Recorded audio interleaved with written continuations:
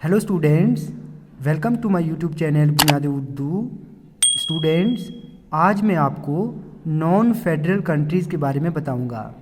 बच्चों याद रहे, एग्ज़ाम में आपको 2 मार्क्स का एक वर्ल्ड मैप पूछा जाएगा, उसमें आपको नॉन फेडरल कंट्रीज़ पूछी जा सकती हैं।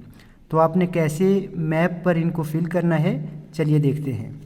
तो सबसे पहले मैं आपको बता दूं कि नॉन फेडरल कंट्री जो है वो चाइना है।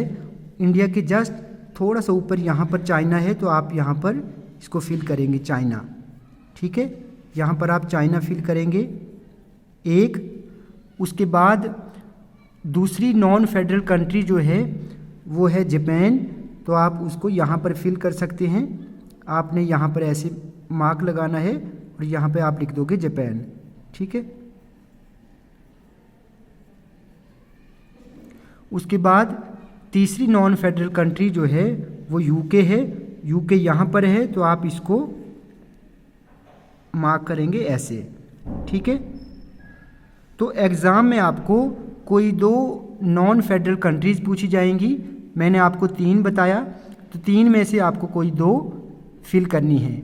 ठीक है, याद रहे नॉन फेडरल कंट्रीज़ जो हैं इनको हम यूनिटरी कंट्रीज़ भी कहते हैं। बच्चों, वीडियो आपको अच्छी लगी हो तो आप प्लीज़ इस वीडियो को लाइक और शेयर करें और चैनल को सब्सक्राइब करना ना भूलें।